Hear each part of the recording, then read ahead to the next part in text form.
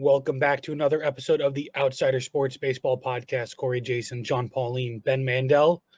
We got LCS week, the League Championship Series, one step away from the World Series. Couple games in now. Each series has gone 2 games, 2 different results in how these series have played out so far. But I'm getting a little anxious, a little excited. The Yankees are in it. Mets are in it. Phillies are not. Sorry, John. But the Yankees, at least, haven't played well at all in this postseason. Between the games against the Royals and now these 2 versus the Guardians, they haven't dominated, I guess is the word I want to use. They've won, but they haven't looked good winning. They've done enough. They've won by multiple runs. But they're not mashing. They're not winning convincingly. They're always leaving a little air of they can get back in it and possibly win. They're not blowing teams out. On the flip side, it seems like the Mets are either going to blow somebody out or get blown out. At least that's how it feels. The Mets go from having like the best offense I've ever seen to kind of shutting down for the first 6-7 innings of a game and then having the greatest offense I've ever seen. Ben, how do you deal with those types of games where the Mets are doing nothing for literally 7 innings and then they'll explode for like 8 runs? There are certain times when you can tell it's going to happen. Like game 1 against Philadelphia in that divisional series was one where you just felt like they were going to break through eventually. Now, game 3 against Milwaukee, it did not feel like that. Game 3 against Milwaukee, it felt like from the get-go in that game, the Mets did not have it. But, when you look at, even in this Dodgers series, Corey, you were telling me that being a Yankee fan, you're sitting here talking about how the Yankees haven't blown anybody out. Well, yeah, the Mets won by 4 in game 2, and they had a solid performance in game 3 against the Phillies. But the Mets really haven't gone out and dominated a baseball game like that either. But you still feel good about their mojo. I mean, Corey, right now, especially for the Yankees' sake, they haven't played good baseball, but they're in great shape, especially because they haven't played – their competition level is nothing compared to what the National League is going up against. The Yankees Bobby can Witt and Jay Ram are 2 very formidable opponents. I'm not saying that they don't have players, but you cannot compare the Guardians, the Royals, the Tigers, even the Orioles at this point to the top 4 or 5 teams in the National League. I mean, even the Phillies and Braves. I mean, I think the Phillies and Guardians are very comparable. I think the Phillies have a much, much more dangerous offense and a much better pitching staff. They do, but I think just the way the Guardians play, I think that they're on that. I think the Guardians are comparable to last year's Arizona Diamondbacks with the way that they play. I think they're scrappy. I think that they've got a couple of guys. Yeah, 2 seed in the American League that has no depth behind the Yankees. That's my whole point. But are the Yankees even that good at that point then? It's not even about that. You're still that much better than your competition. The Yankees are in great shape right now. But at the same time, John knows that those same Diamondbacks last year went down 2-0 in the LCS.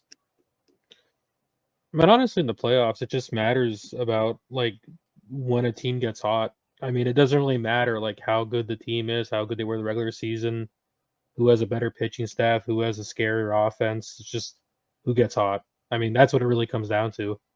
I mean, how can you look at Cleveland and be confident in any of their pitchers right now? I mean, their best pitcher is Bibby, and he pitched an inning in the 3rd today. Exactly. And now, I mean, yeah, maybe he'll get to go game 4, but I mean, honestly, even on the Yankees side, like, I don't feel great about the fact that Cole couldn't get you through 5 today, but I mean, outside of that, the Yankee bullpen isn't giving up runs. You had the one given up by Tim Hill in game 1 of this series. That's all for the postseason.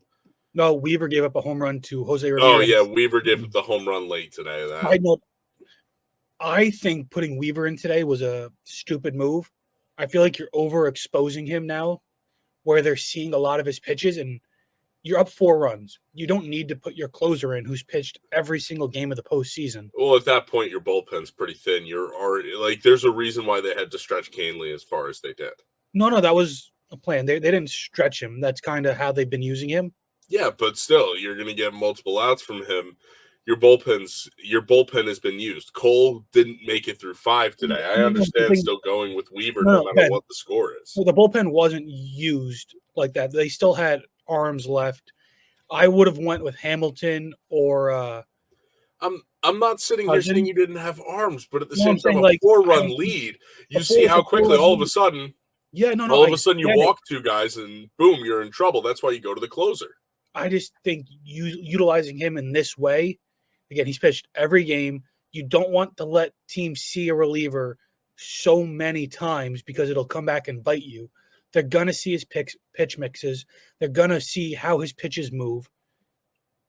It's an unnecessary situation to put him in. They had guys more than capable of pitching with a 4-run lead. I think that they should have not used Weaver, given him the 2 days off, or at least if you do get into trouble, have him ready. I don't agree with using him. Again, it worked out. They're up 2-0, off day tomorrow. It's not like Weaver's going to get spent. He's going to have a day to rest.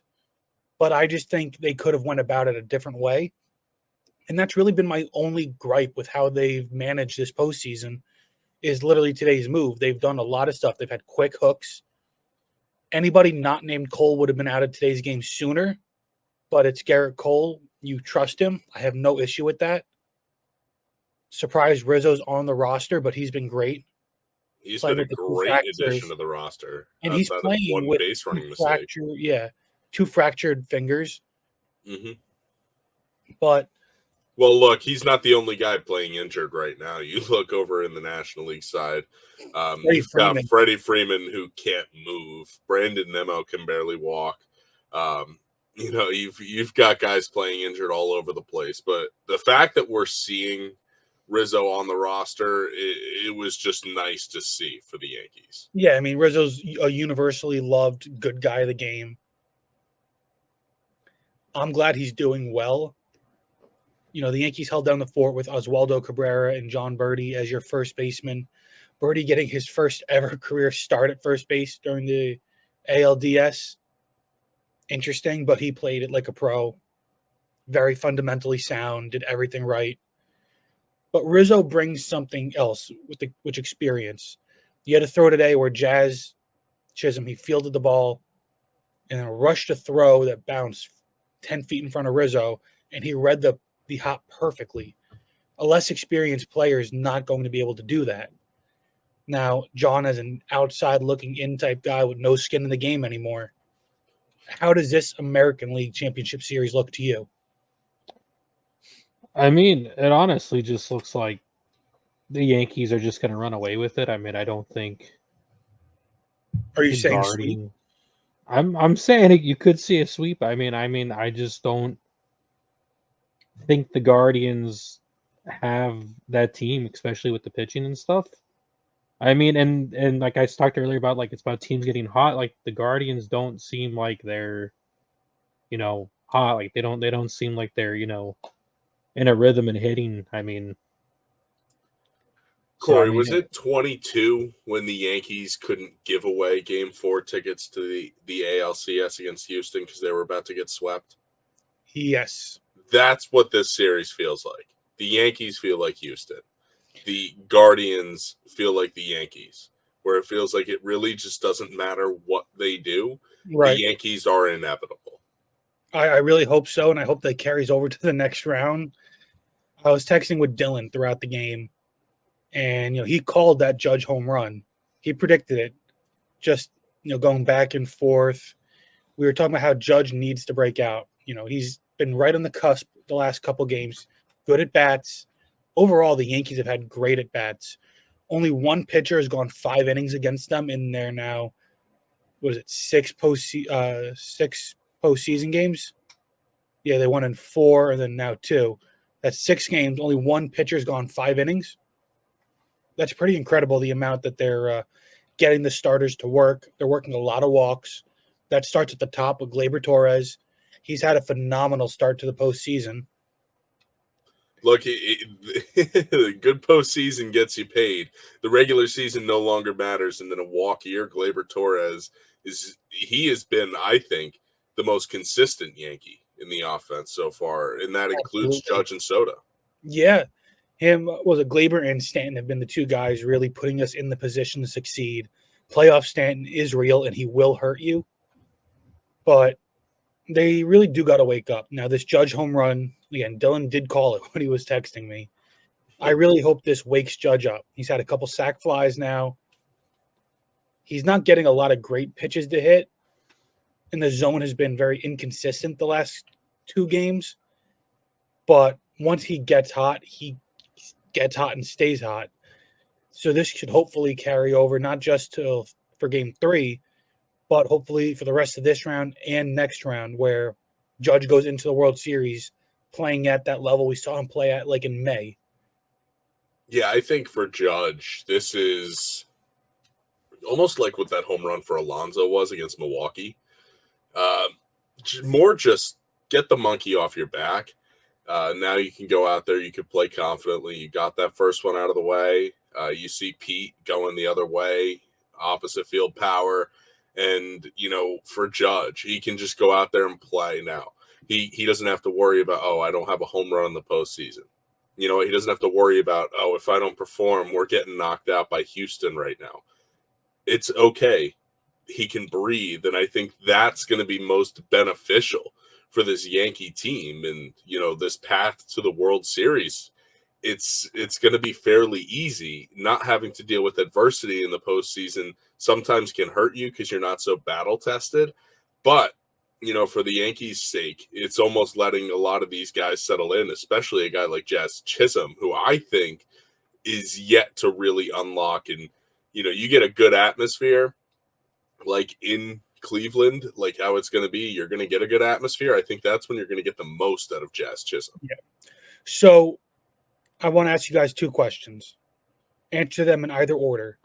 First question, who wins this series and in how many games? Who's your prediction for the team that's going to represent the American League in the World Series? And then also, who do you guys anticipate is going to be named ALCS MVP? It could be either team.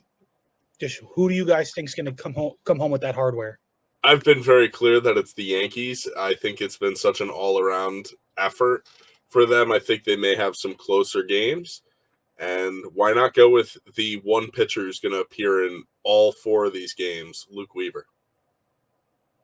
I like that a lot. John? I mean, I would already clear that I think the Yankees could probably sweep the, Guardians here. So I'm going to go Yankees clean sweep. And let's go with Stanton.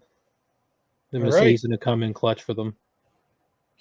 I'm going to go Yankees also. Clean sweep from us. First time I'm picking the Yankees. Yeah, Corey. So soft. Sometimes, they force your hand. But I'm picking soft. Yankees in 5. I do think Cleveland does get a game. You just said clean sweep. Between all of us. We all picked the Yankees. Yeah. I do think Cleveland gets a game. I'm not going to disrespect the Guardians. I do think Gleyber Torres will be named ALCS MVP. What he's doing out of the leadoff spot has been amazing. He's really changed the perception of his season and really the trajectory of his career possibly, because now he's looked at as a viable option. He's going to make a bigger contract, a lot more money. Who knows where he goes? Probably not going to return to the Yankees. But I think this run with Gleyber is going to be what he's going to be remembered as in the future for the Yankees. But let's go to the National League because, Ben, your Mets tied 1-1 with the Dodgers. How we feeling? Not as good as I felt against Philadelphia. I definitely felt a lot more confident against the Phillies. And a lot of that's because of what we saw the Dodgers do in games 4 and 5 against San Diego. A lot of people, including us, I mean, while we were recording last week's episode, were writing the Dodgers off as San Diego went up 6-0 early. Now, San Diego did go on to win that game, but they didn't score after they put up that big 6-run second inning. So, yeah, I think the Dodgers pitching, that bullpen was very intimidating. But I think game 2 was a huge, huge game for the Mets. And I think even though most of those runs came just off of the leadoff home run from Lindor and the grand slam from Vientos, Swaggy V coming up big, but they were able to get a run late, tack on, and I think that, anytime you're a road team and you can win one of those first 2 games, I think you're just set up so nicely. Corey, I actually wanted to ask you, I understand for travel and pitching reasons, Major League Baseball likes having the 2-3-2. Yeah. But doesn't that put the home team at such a disadvantage if you split the first 2? It does, but I think it gives you a chance to regroup. I think it gives you just that ability to kind of clear your head. I don't hate the 2-3-2 format. I do wish it was 2 games off day, 2 games off day, 1 off day, 1 off, 1-1. Yeah, I was gonna say I like that whole thing, and make them, if you play game 7, make them play game 7 tired off the travel day. But at the same time, I just think that as a home team, even if you can go out there and as long as you split those first 2, guarantee you come back home. The series that's big until the road team wins a game. But yeah, well, and that's what they say, and I think that's where, at the same time though, I think obviously, yeah, you have to win 1 of the 3 road games no matter what. Just having those 3 road games in a row makes that tougher. Now, on the flip side of it, you can look at it from the Mets standpoint and say, oh, well, it's really hard to win 3 games in a row, so you're going to make us play all 3 of our home games in a row and now have to win another road game if we're not able to win 3 in a row. So I get both sides of the coin. That's not the whole point. I'm trying to really ramble here. Just an interesting nugget. I think really splitting those first 2, it's huge, especially in baseball in these 7-game series. If you could split those first 2 on the road, coming home, I think the Mets are going to take 2 out of 3 here. And then ultimately it is going to come down to if they can win 1 more game in Dodger Stadium. Who do the Mets have lined up to pitch the rest of the series? So we've got Severino. He's going to go game 3. And then Quintana. Yeah, Quintana for game 4. Hate Quintana. I think Quintana's really an X factor. I think that, lefty, you saw what Manaea was able to do to Ohtani. That was incredible. Just a masterclass pitching there. But I think that Quintana, the bigger issue is how patient the Dodgers are, and Quintana throws the least amount of strikes in the strike zone. So it will be interesting to see because Quintana has proven that he can throw strikes when he needs to. But against a lineup like the Dodgers, if you have to attack the zone a bit too much, which they make you do, Quintana could struggle. So I think Severino's start's going to be huge. At the same time, it's an advantage that Quintana's a lefty. Peterson should be good to go by, for game 3 out of the bullpen, but you would assume that it's going to be the same thing for game 5, where it's Senga and then Peterson in relief. Then I probably would hold off from pitching Peterson in game 3. Well, he's available because it's more important to just win games. Yeah, of course. You can't worry about pitching game 5. Worry about winning game 3. What about winning. Starting Peterson instead of Senga? Well, I think Senga's not going to be able to pitch out of the bullpen. I think, the idea behind that was, see what you can get out of Senga. If Senga has a rough start again, because he looked good against Philly outside of the leadoff home run to Schwarber. So he looked good against Philly. And to be quite honest with you, he just couldn't find the strike zone against the Dodgers. So that combination, it just was rough. He got hit around early. It was on the road. This time it would be in New York at home. I think that's a big difference for Senga. He's had such limited opportunities to pitch this year. When he has pitched, he's looked really good.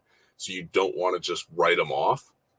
But, if he goes out there, he gets knocked around a little bit, and the Mets are able to move on, you would have to figure that he would be left off the roster for the World Series. Because, again, he can't go out of the bullpen. And if he's just going out there and you're spotting a team 2 runs over 2 innings every time, that's not really worth it. So if you had to give me a prediction for the rest of this series, winner, games, MVP, who would it be? I'm sticking with Mets here. I'm going Mets in 6. Like I said, they're going to win 2 out of 3 here at Citi Field. And then I think they're not going to waste any time. They're going to get this done in 6 games, especially because guess who? Sean Manaea would be pitching that pivotal game 6. I think Manaea is able to do exactly what he has done the last 2 months. And, the Mets are able to cruise and get a win. I think that they're going to win Severino's start. Quintana, that's a toss-up. That's a coin flip. I think that's really going to be what decides this series. Whether or not Quintana is able to go out there and get a win, because, game 5 is where the real hairiness comes up for the Mets as well, because that's going to be up against Jack Flaherty, one of the few times where the Dodgers are confident in their starting pitcher. John, this could have been the Phillies. It isn't. First, can you tell me what you're feeling seeing this? Talk a little bit about how that Phillies season ended. And then what you're seeing out of this Mets team.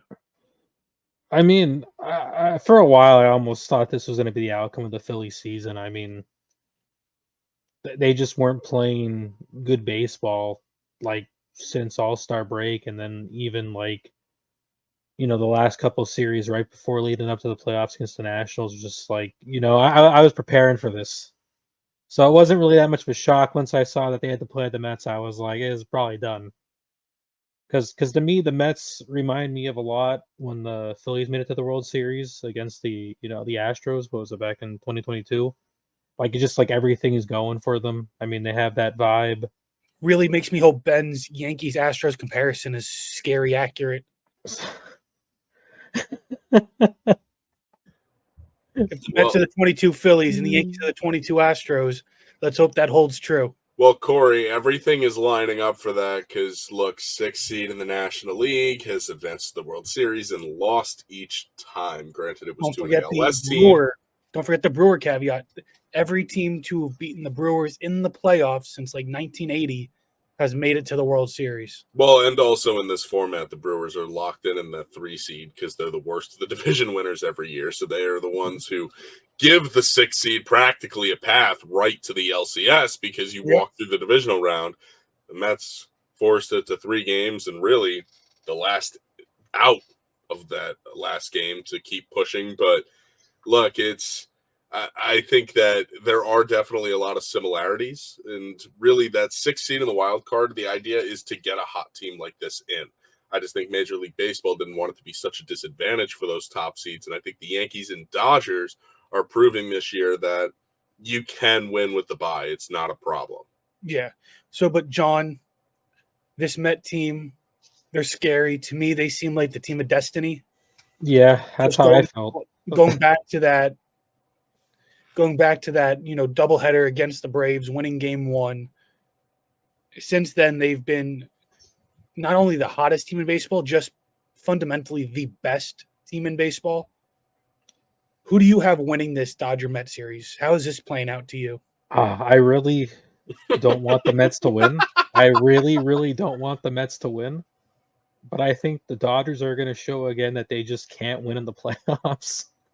And I think the Mets are going to take it. And I want to say, other than the Dodgers, I'm going to say the Mets take it in 7. I don't know if Ben's heart can handle a game 7. Game 7 is going to be brutal. But, hey, I'll tell you what.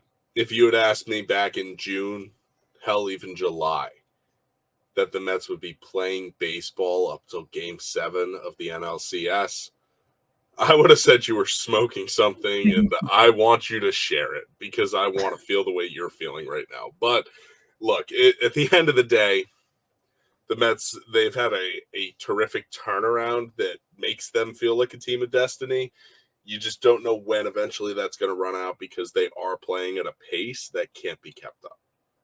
And they're playing a series of teams that are on paper better than them. I'm not going to say the Brewers are, because I don't think the Brewers are. I think they were statistically on paper better than them going into that series just based off of a full 162.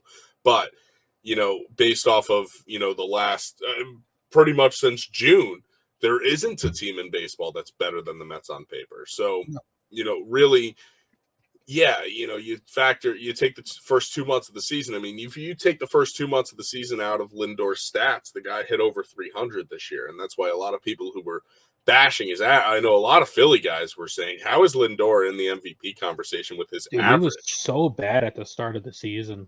And people don't realize he was hovering over the Mendoza line. Yeah. So, it was a terrific turnaround. But to go through, the 3 seed, the 2 seed, the 1 seed. All 3 division winners. With the chance to play the 1 seed in the American League. It's a generational run by the Mets that they're trying to accomplish. Well, it's something that's never been done to beat 4 division winners. And that's what the Mets would have to do at this point to win the World Series. 4 division winners in a single postseason. Now, it's never been done because the format hasn't been expanded to this point that long. And, you haven't really seen division winners have success in this format too much lately. But that's exactly what it would be. 4 division winners for the New York Mets if they were able to do this. And that's running through the entire National League gauntlet. John, who would be your MVP of this series? Who's your prediction? Mark Vientos. Marky Mark. I'm with you. I got Mets in 6 with Vientos as the MVP. I think he ended Brett Beatty's career with this postseason. That's Met fans love to joke because every week SNY's Twitter account will tweet some random new position that Brett Beatty is practicing at. This week or last week it was left field. So it's so funny, but yeah, what look. do you credit most for the Mets, Ben? OMG or Grimace? I want to say I think there is a very obvious answer to this. Look, it's OMG. Because, look, Grimace got it started, but OMG is something that's been so sustainable. And, right. I mean, it's a different kind of vibe when it's coming from someone who plays on your team. And to be honest with you, Jeff McNeil is a better player than Jose Iglesias. But there's a certain type of magic that Jose Iglesias has brought that Jeff McNeil never could have. And I think that's really what OMG is. Yeah. And like I said, John, I think the fixed job was in. The Mets needed to be playing baseball when Pitbull's remix dropped this past Friday. Yeah, the Phillies were in on that fixed job. They were really in on it. So we're all predicting a Subway Series World Series. Yeah. Look, and this is what I've said from the start of the postseason. So I'm the only one who has not backed down off of any of my picks. I've been perfect. I haven't either. I'm just saying. I mean, I had to change because the Orioles lost. Yeah, the Orioles not I had to change, but I was Phillies Orioles the whole season. Look, I've been perfect here. I'm going to stick with it. And look, series MVP, it's Francisco Lindor, guys. When Francisco Lindor scores a run, the Mets win the game. Look at the number. I don't have the exact numbers, especially for the postseason in front of me. But Lindor, when he scores, the Mets win. That's really, as clear cut as it gets. I want no part of the Mets in the World Series. Absolutely no part whatsoever. Well, and to be honest with you, and that's the thing right now, and it's kind of funny because the Mets actually do have the best starting pitching left in the playoffs.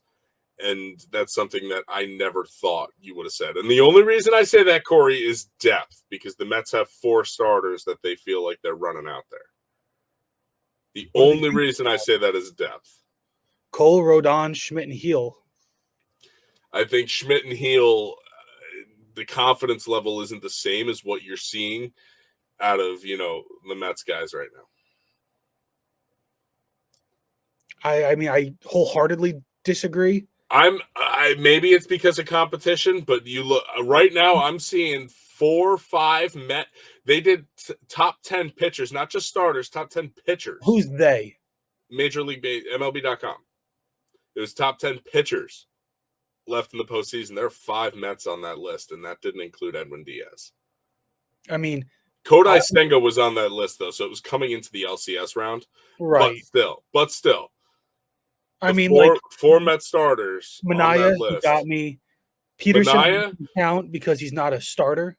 Manaea, Severino, and Quintana have looked outstanding this postseason. And here's the big thing: Manaea and Quintana being lefties has been huge. They are neutralizing huge bats. They neutralized Harper. They neutralized Schwarber. And look, in the start of this one, they neutralized Ohtani big time. Manaea took Ohtani. Ohtani hasn't looked that bad, I think, on national TV ever. So, I mean, this season, it doesn't matter what team we're talking about. This season hinges on Francisco Lindor for the Mets, Yankees, and Dodgers. I mean, and the Guardians, if we really want to count them for the sake of the World Series, because when Lindor is on, the Mets aren't going to lose. And you kind of said that before with when he scores, they win. Lindor crushes the Yankees. It doesn't get canceled out because Stanton is a Met killer. But Lindor is just that much better. Mets Guardians, and that's obviously Subway Series is the biggest storyline there. But how poetic would it be if it was a Mets Guardians World Series? Lindor's homecoming. But that's that being the first time both of those teams make it to the World Series after that trade would just be insane. That truly says that that trade was a tie. A win-win. And honestly, Andres Jimenez, I believe he was the biggest prospect. It was Ahmed Rosario. I thought Jimenez was a bigger. Ahmed Rosario was expected to be better at that point. Ahmed Rosario was the number 1 overall prospect. Jimenez had a strong, shortened season in 2020. But Jimenez is the only one on that team still, I believe. Well, yeah, Rosario walked, and then just a couple of pitching prospects. I know Josh Wolf was the big pitching prospect that was sent over. I'm not sure exactly what's going on with him. He was expected to be pretty good, but Mets Yankees scare me because I just don't think the Yankees match up well with the Mets. Now, I think that the Mets winning 4 games to the Yankees, none in the regular season, means nothing. Just because the Yankees were trotting out JD Davis and Jahmai Jones in those games, and Stanton didn't play. Stanton didn't play. No Jazz Chisholm. No Anthony Rizzo. So, I mean, I want to throw those games out, but just seeing both teams, the Mets are clearly the hotter team, the team that, I would bet on if I was a betting man to win that series. And I don't. Corey, I do have to. I'm so sorry to cut you off because I have to ask this. It's been bothering me so much. What is up with the Yankees lineup? Why is Wells hitting cleanup? Am I missing something Wells, here? Yeah. So Wells was playing really, really well for the second half of the season. Honestly, since June 12th, I believe it was, Wells was the best offensive catcher in baseball. Statistically. I feel like they have such a void this postseason in that cleanup spot. He's struggling this postseason. Boone likes to stick with guys to give him confidence, especially if they're winning games. He doesn't really believe in changing the lineup around if they're winning. Which fair enough. Look, that's why I was asking if I was missing something, because I had to be. Right. It just made no sense to me why he was still hitting cleanup. And if they were to switch it around, it wouldn't be moving Stanton up. It would be either moving Jazz or Rizzo into that 4-hole. Well, I was going to say Jazz and keep Stanton exactly where he is. Well, to keep Stanton, I would most likely say Rizzo based on the at-bats he's taking, because Jazz has also really struggled. this postseason, but they want to break up Stanton and Judge as the righties. They want to alternate it, and that's what's working because the Guardians have a great bullpen. You don't want to give them an avenue to make it easy where they can just throw a guy with a great righty splits. No, I two very similar hitters. I get that. That's like, those are the nuances in baseball where, where you can easily overmanage by, trying to do stuff like that with your lineup. But again, my biggest thing was just this guy has been horrible, struggling this postseason. Yeah. He's hitting, I think, below 100. I wouldn't be surprised if he went down to the 8 hole, I would say, and move Rizzo up and keep Jazz where he's at. But I also wouldn't consider giving him an off day for game 3 and starting Trevino, who hasn't played yet this postseason. The Yankees haven't had a pinch hitter. I think giving Trevi an at bat, giving him a game would be fine to kind of clear Wells' head because Trevino is a capable backup. He's shown that he's got some offensive prowess in the past. And he's someone the pitchers like throwing to. Pitchers like throwing to him. He's not as great defensively as he once was. Wells, I think, had the best frame rate in the majors this year. So you lose a little bit there. But giving Wells a chance to kind of collect himself would be a good idea. He started having better at bats, but he hit the ball hard a couple times. He's looking a little over aggressive right now, where he's playing like he's on the Guardians, who are swinging at pitches well out of the zone. And look, I know Judge hit the home run today, but as long as that guy's sitting behind Aaron Judge, I am not throwing him a strike because Wells is, especially the way he's swinging the bat right now, is a double play candidate. Yeah, so I think, well, thankfully he hasn't really hit in any this postseason, but I see what you mean. I think just Wells will be fine. Like if that was my strategy, like if you were going to do that for your lineup, that would be my strategy. I mean, obviously, if Soto gets on in front of him or, Glaber gets on, things change because you can't just walk the bases loaded. You don't want to walk 2 guys on. Where they've kind of been at the last few games. But I would just not throw a pitch to Judge. He would get nothing close. We'll see. I do think there's a chance that he changes it, but if he doesn't, I wouldn't be surprised. But, we'll have to wait and see. Mets play game 3 at home at Citi Field Wednesday, tomorrow. Yankees, they play game 3. They have an off day tomorrow. They play Thursday. We'll kind of have to see, do the Mets take the lead at home? How do the Mets do at home? Yankees now on the road. They were the best statistical road team in baseball, more road wins than any other team. That bodes well for them. We'll have to see how this works out for both teams. Again, I would rather Yankees-Dodgers because I feel like that's more winnable than Yankees-Mets. Well, especially if the Dodgers are going to keep throwing Walker Buehler. Yeah, and I'm sure you don't care. I think you think the Mets can beat either team that they could face. Look, I think I would almost rather the Yankees just because I want to experience the Subway Series, World Series. No. But, I'm more – I always lean on not rooting for your opponent, not rooting for an opponent, because either way you still have to beat them. And anytime you root for a team like that, it always gives them some kind of edge. See, I'm not even rooting for a team. I'm just strictly rooting against a team. Fair enough.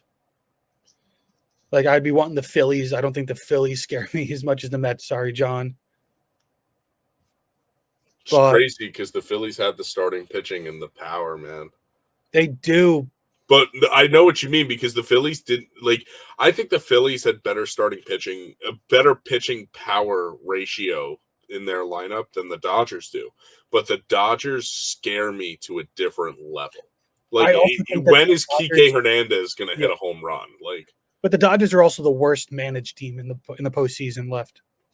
I agree, and I mean, hence Walker Buehler's going back out there. I think Dave Roberts was insane for not using any high leverage relievers at the end of that game when it was a 3-run game.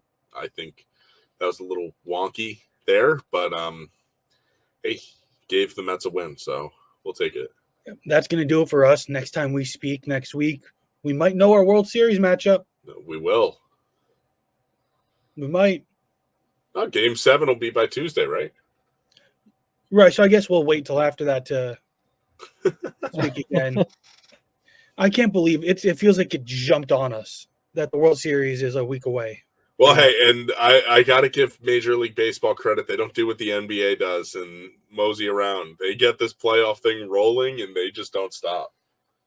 So next time we speak, we'll know the World Series. We'll know if it's Yankees, Mets, Mets, Guardians, Yankees, Dodgers, Dodgers, Guardians.